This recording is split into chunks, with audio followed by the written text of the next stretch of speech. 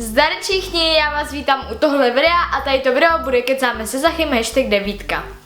Chtěl bych vám říct v tomhle videu pár informací, které nechci prostě říkat v nějakých jiných videích, do kterých se to nehodí, a tady ten formát videa je takovej superovej, že vám takhle můžu sdělit informace, které bych normálně nespal do žádných jiných videí, takže to nebudeme dále okecávat a jdeme na to. Jako první informace je dneska 18.4. nebo 18. dubna, je to rok, co jsem na YouTube. Za rok, co jsem na YouTube, jsem nazbíral 44 000 odběratelů, dneska jsem dosáhl 44 000 odběratelů, což je úplně skvělý a neuvěřitelný, takže vám za to moc krát děkuju a děkuju i hejterům, co mi to píšou, protože jak se říká, co tě nezabije, to tě posílí. A fakt to platí. Každopádně hejtery doteď nechápu a těch lidí mi je celkem líto, ne, že bych jakoby na ně nadával, mně jich je prostě líto, protože já nevím, já bych v životě... Ten úžasný pocit, když si hraješ se samospouští a omylem se ti vyfotí obrázek. Jinak háčky a čárky tam nejsou na schvál, hihi. Já bych si v životě nesedl k počítači prostě a abych psal nějaký komentář, ještě to vymyslet, nemyslet. Prostě nechápu to, nebudu to dále rozebírat, protože tohle je prostě téma, na který by se dalo mluvit hodiny.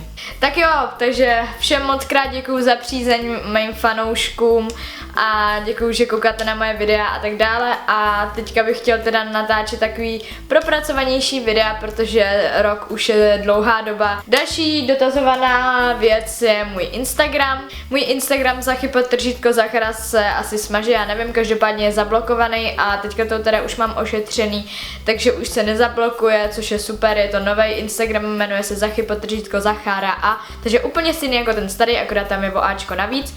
Prosím, dejte tam follow, protože teďka tam dávám fakt hodně fotky a dávám tam fakt fotky, které jsou podle mě povedený, takže se mě tam followněte.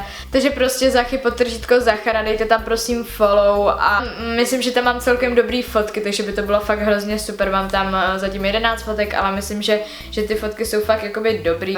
Takže tam dejte follow, protože tam mám okolo 3000 sledujících, na tom starém jsem měl 22 000, takže mě to hrozně mrzí. Jako další, co bych vám chtěl říct, je Facebook, ten mi teda taky zablokovali, zase mám novej. Jestli by vás to zajímalo, jmenuje se úplně stejně jako na tom předeším, prostě Lukáš Zachara, ale jakoby můžete mi tam poslat žádost, ale já vám ji nepřijmu. Občas to někomu přijímám, ale tak můžete mi třeba lajknout fotku nebo tak, ale to je asi jediný, ale občas si někoho přidám. A potom bych s váma chtěl mluvit, jaký prostě sociální sítě všechny mám, protože je toho jakoby celkem dost. Moje hodně oblíbená sociální síť je Musical.ly. Jestli nevíte, co to je Musical.ly, tak je to aplikace jako Dubsmash, akorát tam můžete dělat střihy a zrychlení a prostě si s tím asi víc vyhrát.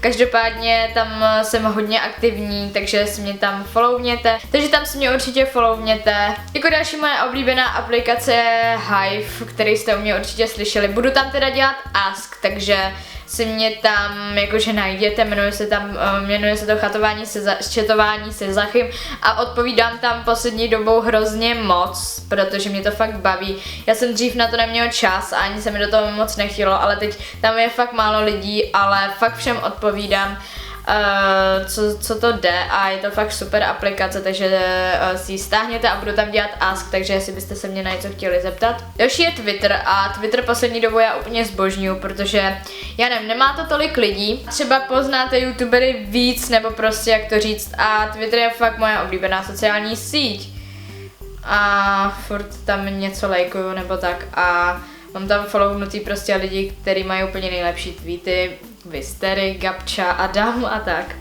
Takže můžete se mě tam sledovat, já tam teda nemám nějaký extra super tweety, každopádně se snažím tweetovat co nejvíc.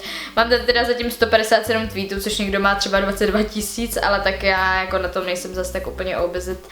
Zdravím tě, Adame. No a potom Facebook, na kterým budu dělat asi fanpage, takže to se dozvíte zase v průběhu nějakého videa, že vám to řeknu. Každopádně zatím Facebookovou stránku nemám, ale tak jak říkám,